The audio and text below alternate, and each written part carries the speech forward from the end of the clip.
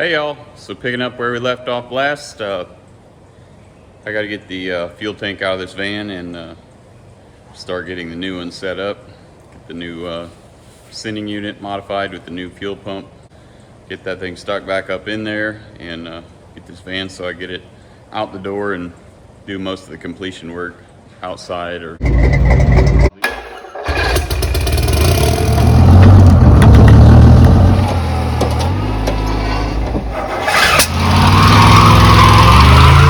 Alright, so the fun fact about these fuel tank sending units is they're centrally mounted in the tank and the pipes go different directions. Typically all your stuff comes out one side, so when I let this tank down, I'm going to be fighting stuff both directions. So it's going to be your big vent. Like I said, the sending unit that's in that van is not going to look like this because that van right there is carbureted, so it's not going to have this big harness. It's not going to have electric pump in it. I think it's not going to have this guy, but we'll pull it off and look. But show you what we got to do on the truck. So the first thing I have to do is remove this hitch assembly. In its current form, I'm not going to put it back on because it's got the little 1-inch receiver. It's an old U-Haul unit, but I'm going to have to get to those tank bolts. So I obviously cannot do that, this receiver in the way. So off camera, I'm going to pull that off because it has nothing to do with an LS swap. Then the tank itself,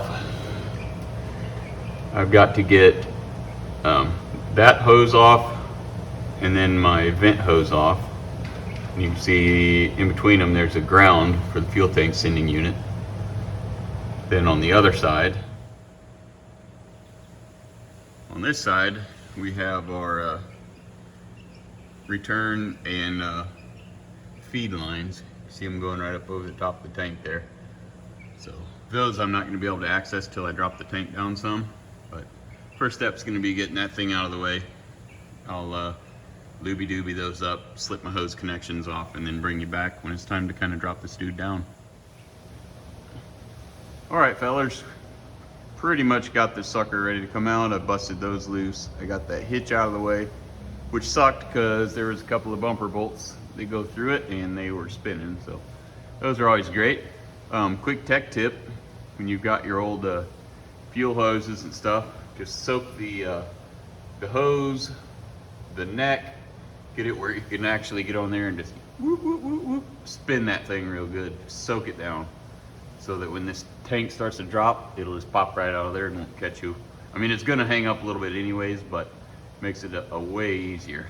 I still have to pull that little ground off, but over here, I might not be able to see it, but I got my fuel line clamps off. You always wanna pull all those out so everything can kind of come down so we can get up there on top and disconnect all the hoses, or in this case, cut them. Like I already said, these I broke loose. Put some penetrating oil on. They've been soaking for a while. I have my transmission jack here ready to go. So I'll pop that last ground off, set you up, and we'll drop this dude out of here.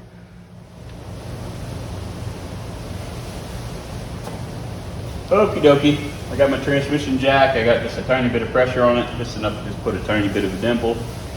I'm about to blast those bolts off. That'll free our tank straps, and we'll very carefully try to lower it. Fun fact, I'm full of those sometimes. If you have something sitting outside during the late spring, early summer months, and you bring it inside, you have created a mud dauber hatchery. So, somewhere up in this dude is a huge mud dauber nest, and these suckers are hatching and dropping out on my head at just totally random times, which is a bit disconcerting.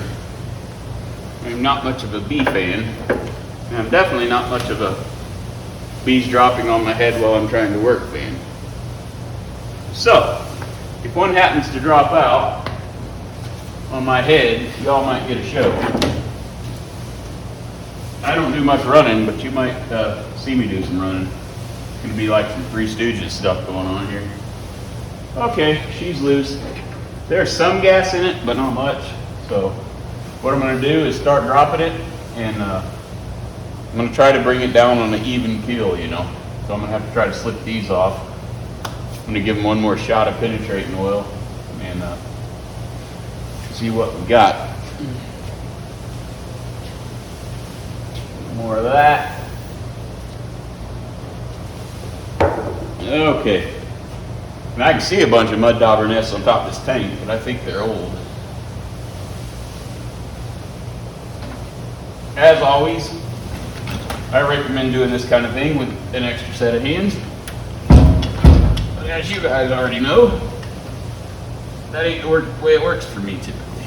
Okay, got this almost off.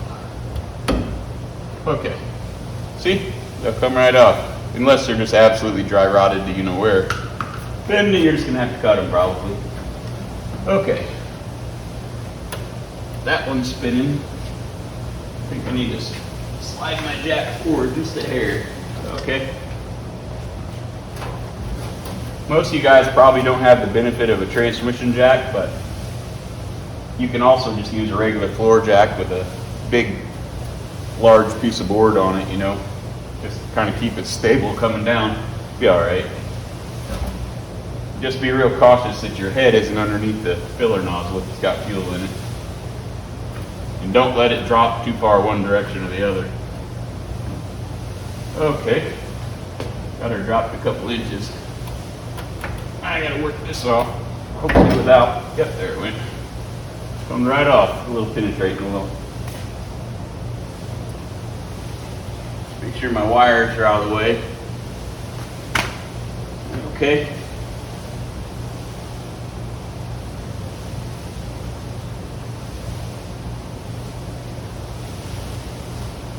With your all your lines disconnected from the frame rails, from the straps, these usually come down pretty easy.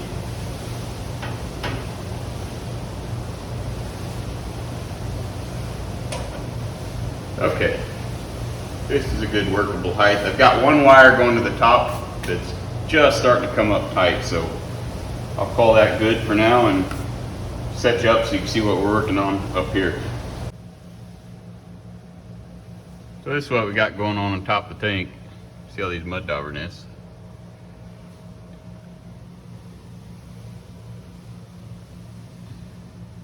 That's the one wire I couldn't get disconnected before. Fun fact, I had considered cutting a hole in the top of the floor and just dropping the thing in from the top, and I get the thing down and look. Somebody at some point in time did the exact same thing. And they cut that sucker all the way across. That's like a 2-foot section that they just popped out of the way. It looks like they didn't pry on it, so it's nice and straight. Got a whole lot of hucky puck in there. But anyways, that's what's going on. So what I'm gonna do is I'm gonna snip all them hoses right there, or just pop them off if they're smooth enough. I've got my this is my ground wire. Somebody's put a quick disconnect on it already. So if a carbureted vehicle is what you're working on, you're just gonna have a ground on the ring and a descending unit wire. But anyways, I'll cut those hoses, drop this tank down, and we'll worry about those lines. Tank going in way enough to bring my bring my jack down. Surprised we didn't run out of gas on our little test run. There ain't much in this thing. I'm gonna very carefully pull this out of the way. Probably don't weigh 20 pounds. Just awkward. Got a little fuel drippage going on there.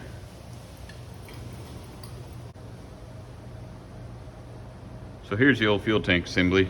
Got popped out, and going to do a comparison of the carbureted sending unit and the fuel injection one from the later model years. I also pulled all these short run of fuel lines and hoses out.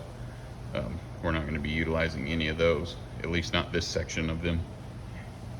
So here we have our original sending unit wire, and then over underneath of these hoses there's a little spade where you connect the ground that grounds this whole unit. We've got the same amount of lines coming off. We still have the same vent line, feed line and return, and then your big vent. But the difference is we've got an electric fuel pump in the tank, so the way it's wired inside, and the reason you buy a late model sending unit is so you'll have power feed and your provisions here for your fuel pump. This ground on this is internal. The ground doesn't go to a tab on here. It's integrated into this harness. So your black wire here is your ground. So that grounds right there. Grounds the housing so that the sending unit will work, and it also tees off for the ground for the fuel pump. So the red wire here goes straight through the harness, changes colors, and comes out as one of these. I'm not sure which one it is yet. And then your other wire will be for your gauge, so your fuel gauge. So all we've got to do is splice into the fuel sending unit wire that went to this. That'll go straight to whichever one of these is for your sending unit. And I'll have to check the ohms, the resistance here. It's going to be like 0 to 30 or 0 to 90. And as long as that one and that one are the same, your fuel gauge will read just fine. And your other one will be, like I said, your ground and then your power for your fuel pump.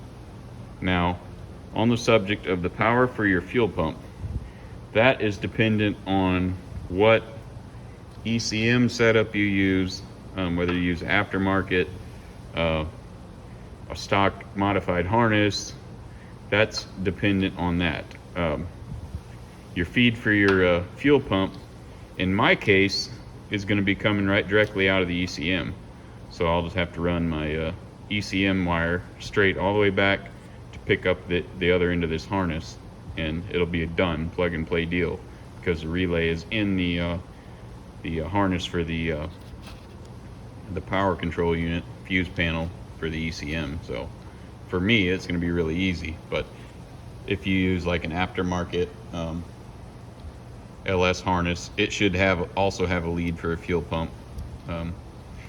Basically, it's going to be a plug and play deal. Okay, I'm going to need y'all to pay attention. This is important for this swap, and it's important for basically anytime you need to confirm if a fuel gauge, fuel sending unit works, and that it's compatible with whatever you're taking out of your tank in the case of an LS swap.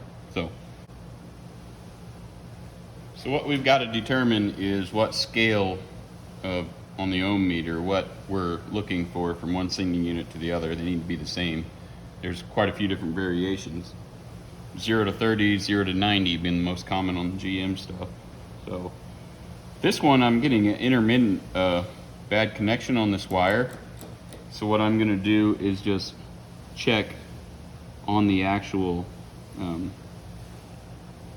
contact patch what it is. All I'm looking for is the max one way, the max the other way.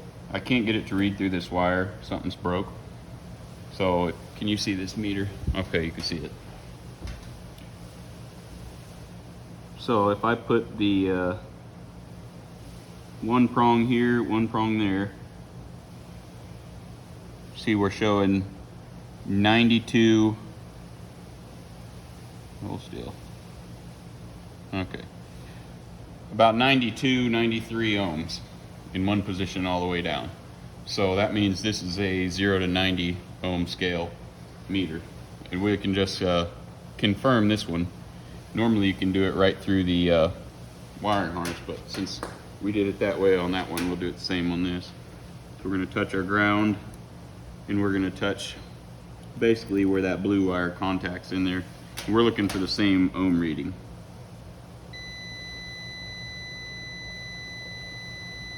So that's the low end of the scale. So we'll run it up the other end.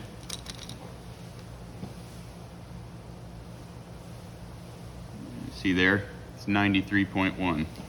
So these have the same ohms, so we're good. Our fuel gauge will work.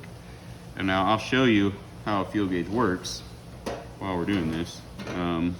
Not sure which wire it is in this harness. I think it's this one in the middle. The purple wire on this harness. You might get a different color. But we'll ground this one and I'll show you how a fuel gauge works. See, we're at 1.3 with an empty tank. As your fuel gauge moves up, not making a good connection. Okay. See how it's increasing?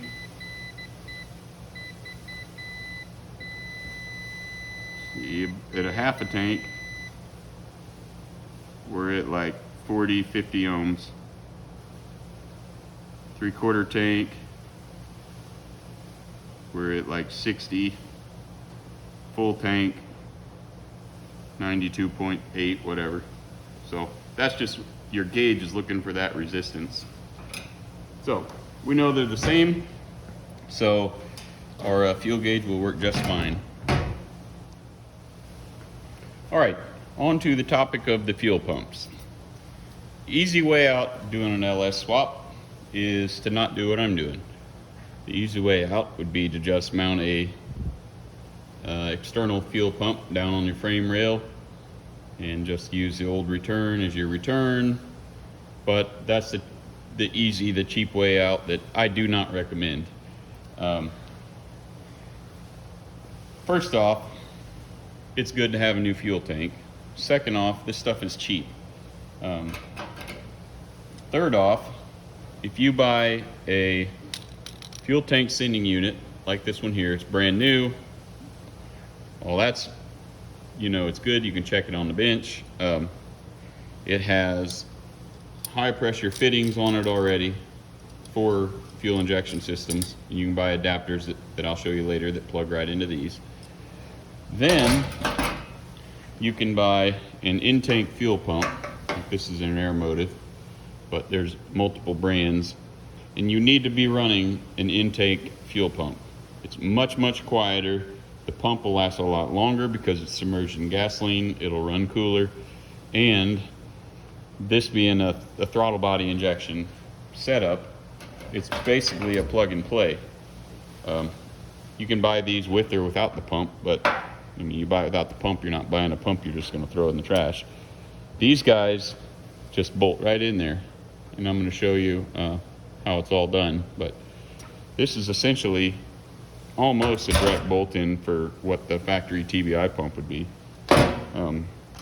When I ordered this, it comes with an installation kit with an isolator, a ring, a little plastic deal that goes under the pump.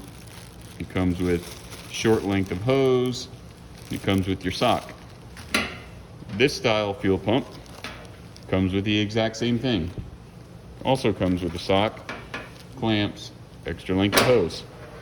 It also has its own harness leads, so you can either put this whole assembly in the tank and just tie onto it up here so you can disconnect your pump, or you can just splice your wires here, which is what I'm going to do. About knock that thing in the floor. And it's virtually a plug and play. That's what you need to do. Or you can just cheap out and do it the other way and potentially overheat your pump. But not trying to start a fire here on the proper way to do things, but this is the proper way to do it.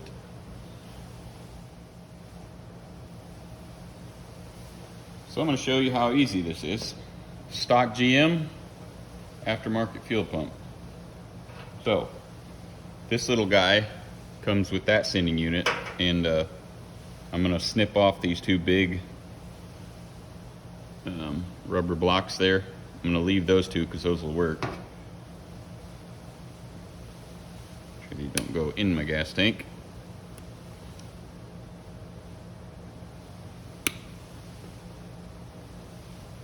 All right. This goes right on the bottom of your fuel pump with this part down because it goes into that slot. Now before I stuff that thing in there, I'm going to figure out what length of hose I need from there to there. So I'm just going to mock this up where it's going to be. I'm they're almost butting. They're like that far apart, 1/4 inch. So I'm gonna need about half this length of hose. I'm just gonna cut it. Oops, and then drop it.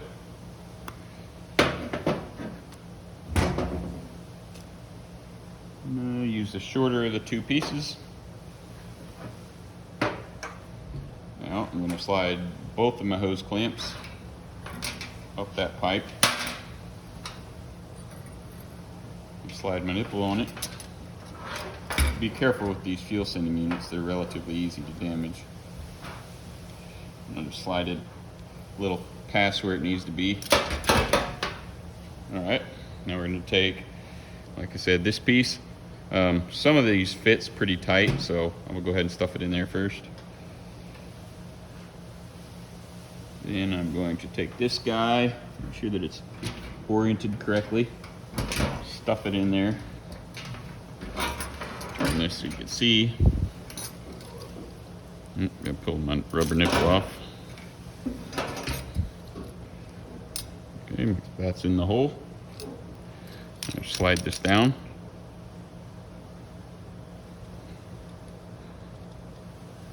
Okay. Make sure that I've got basically an equal amount. Alright, that's going to work fine. Now it'll kind of hold itself in place. I'm just going to tighten my clamps.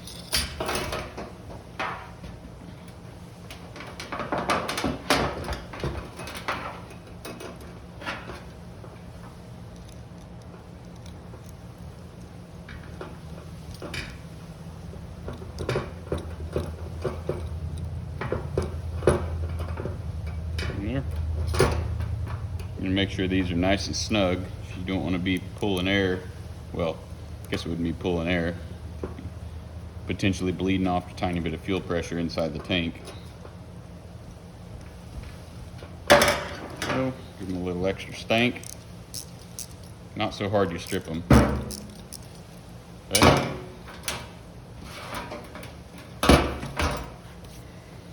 Take your sock, pop that dude on there. Like I said, be real careful you don't damage that. Make sure that popped all the way up, which it is. Last thing I'm going to do is plug in this guy. Okay. The easiest thing to do would be to chop these wires here outside the connector, chop these wires here and splice them together like so. But if you do that, chop this connector off, you're going to void the warranty on the pump. So we're not going to do that. What we're going to do is just, I'm going to do that off camera because that's really boring. I'm just going to cut these ends off of this, cut these off there, splice them together, and it's a done deal. Alright, so that's what I got. Made my connections, zip tied them to the fuel rail so they don't interfere with this. I greased my O-ring, which is important so it doesn't seize up on you or tear or push out of place. And we're going to go ahead and drop this dude in. Make sure that this tank is baffled, so I got to make sure my sock is not going to be jammed in there the wrong direction. I'm going to go ahead and twist it this way. Okay. We'll drop that dude straight in there just like that.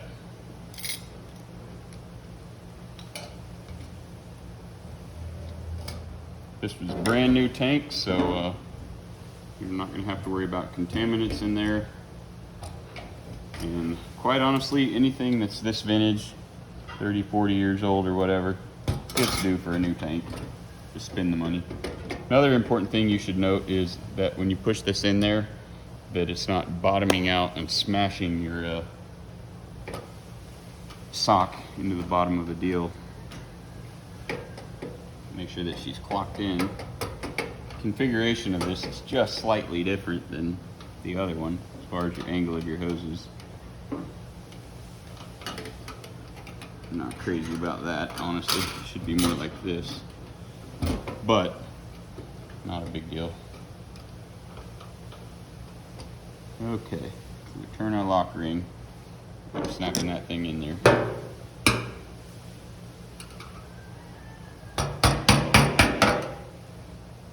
They make a tool for this. They also make a screwdriver. I don't have the tool, I do have the screwdriver. As long as you're not beating the crap out of it. That one's almost in.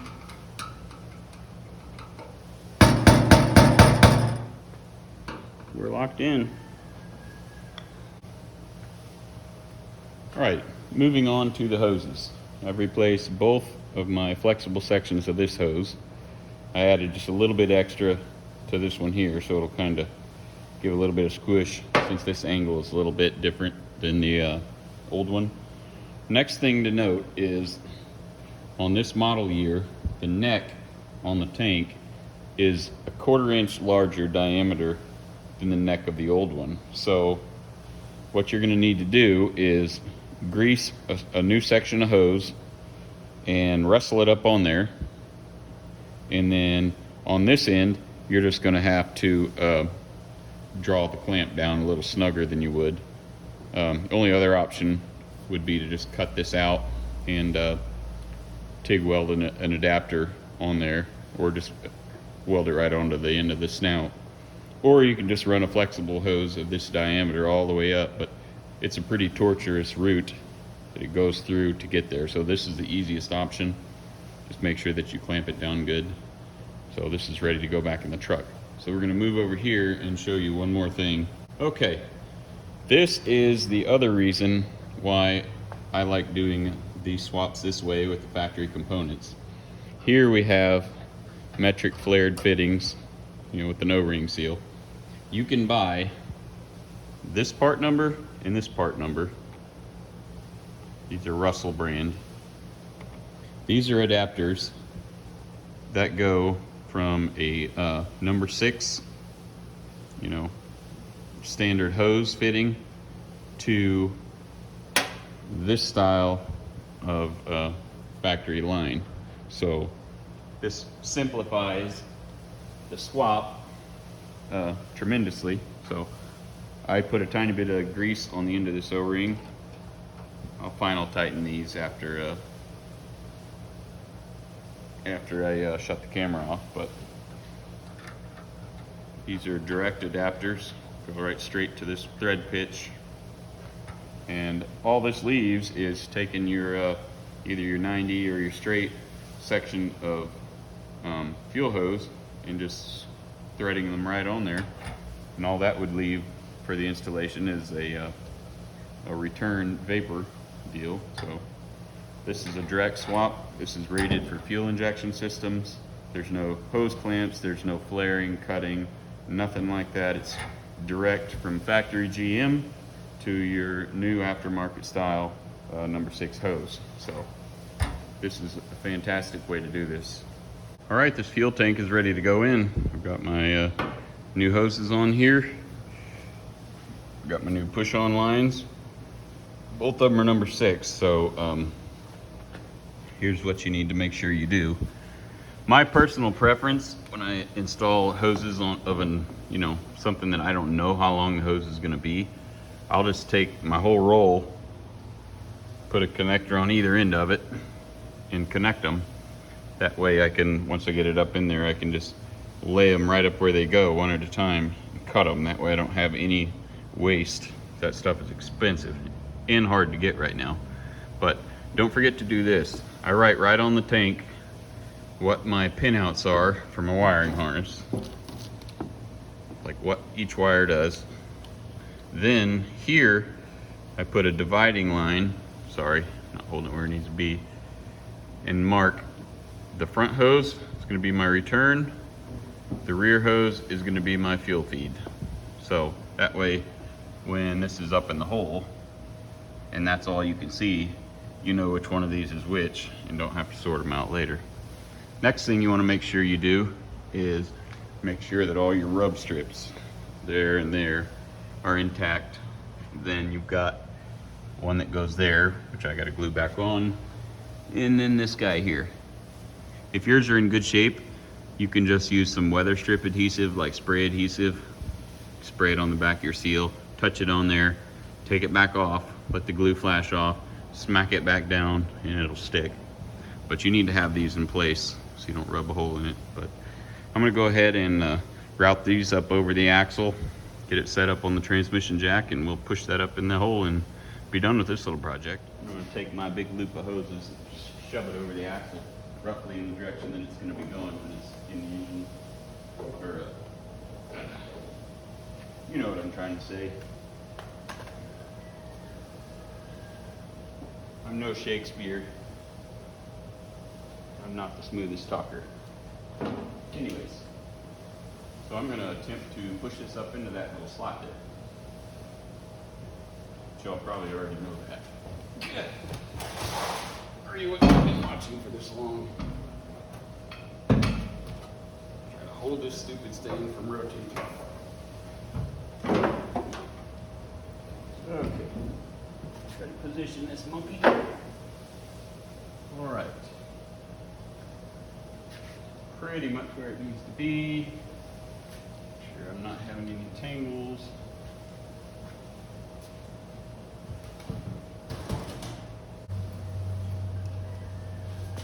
Raise it up till it pretty much is close to being as high as it needs to be.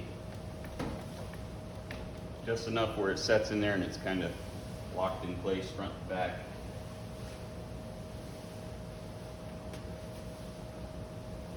Okay, that's pretty close. Now I'm going to try real hard not to knock this thing off of here when I put this neck on. I've already got my fuel neck slipped on for the big one. I'm going to do the little one. It'd be pretty funny if I drop this thing. Alright, they're both in place. I can get the tank centered in the hole now. So I got you in here a little closer. I'm going to go ahead and give this tank just a little bit of a wiggle and go ahead and kind of seat it up where it needs to be. Kind of needs to go that way, just a hair.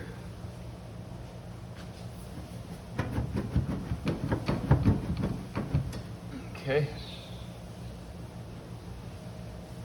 Okay. Okay. All right. Okay, you don't want to crush it. I'm just picking it up just high enough to make sure that I can get my straps on. What I'm going to do now is route my two hoses kind of along this trough up here. Trough. I'm not sure which word that is, but who cares? Okay.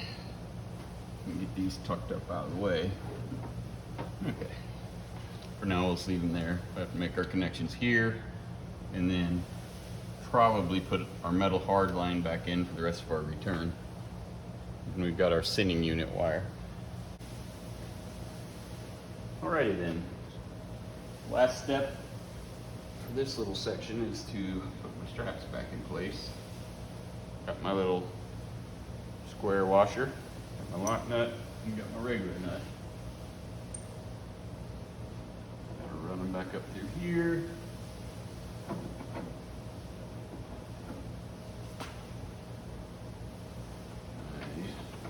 Square nut back in, lock washer, and then my regular nut. The other one. I'm also keeping track of my hours on this job, what it's going to take, you know, so you can kind of have a realistic expectation of how much work this is or isn't before you commit to trying to tear your van apart in your driveway. In my line of work, you know, dealing with old cars and restoration projects and people, it's real easy for people to get into a situation where they're spending way more money than they anticipated. And that just doesn't work out good for me or for anybody, you know, especially the customer who winds up spending a fortune when they didn't know that they were going to spend a fortune. All right, now if I could just find my socket, for my straps, that would be great. All right, here we are. And last step, just need to run these up real quick.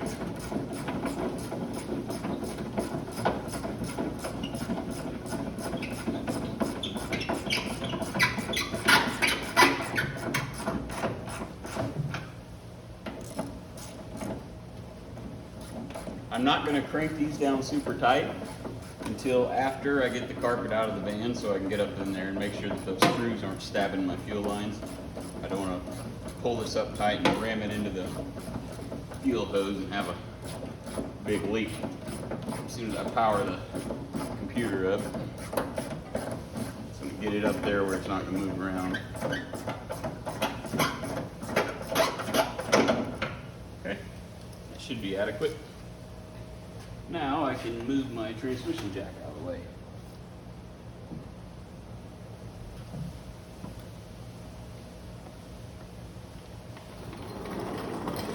So I'll explain to you what I'm going to do here for our wiring.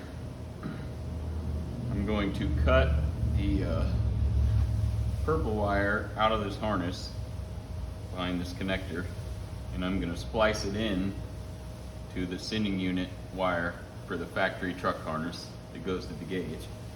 Then I'm going to take the remaining two wires that are my fuel pump feed and ground. I'm going to cut those, and I'm going to attach some number 12 gauge wire, black and red probably, and I'm going to run them both all the way up to the front of the van.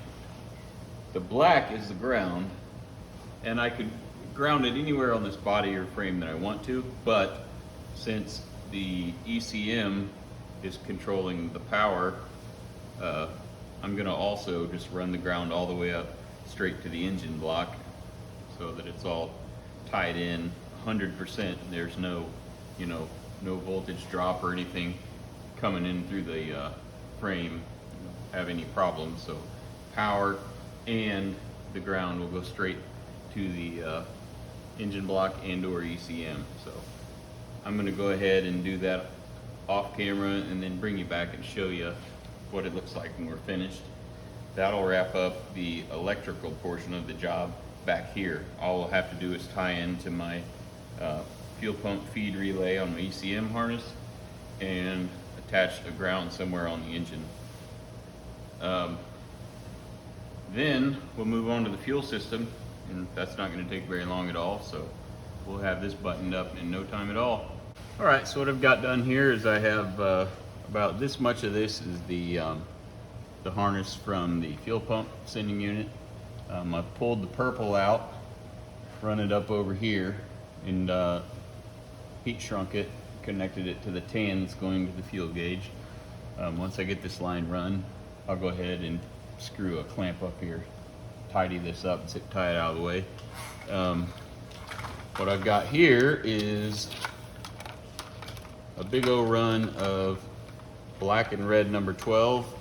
I've got just a small wrap of electric tape around each wire, about every foot, and then I've got my split loom over that. So what I'm going to do at this point is take these wires, which I have not cut yet. I don't like to cut these until, I get them right to where they need to be so I don't have a bunch of extra waste. I'm going to lay these out, figure out how long they need to be, and then just feed them however I want to route them down that direction. So I'll bring you back when I get done with that, but just make sure you're going to stay away from exhaust or moving suspension parts. At this point I want to show you the fuel pressure regulator / filter assembly that we're using in this build.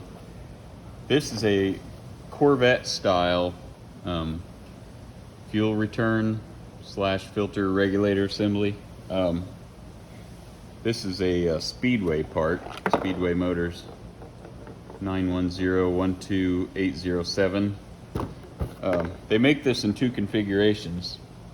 They make it where basically your fuel line pushes right on to a fitting built into these, or this style where you basically use adapters, number 6 adapters, essentially this setup here. I prefer this because you can change this out much easier. Basically you just unscrew your fuel lines, pop them off, swap this out, and then put it back together. With the other style one they have, it's not nearly that easy. But basically you have your fuel line coming from your tank, your pump comes in here, and then it comes out this end to your motor, and then this little guy is your return that goes right back to the tank. I'm going to put all the fittings and stuff together to show you what it looks like when it's done, but you just want to mount this pretty close to the tank. This is internally regulated to 58 psi, which is what you need for most LS engines. It is designed for a single feed returnless fuel rail setup for an LS. There are some that have return 2-line connections on the intake, the fuel rail. This is not for that. This is for the ones that just have one incoming line. So, okay, so with this particular kit, this guy goes right into the end of that. It's got these snap-in fingers, locks it in place. You have to push it in and seat it.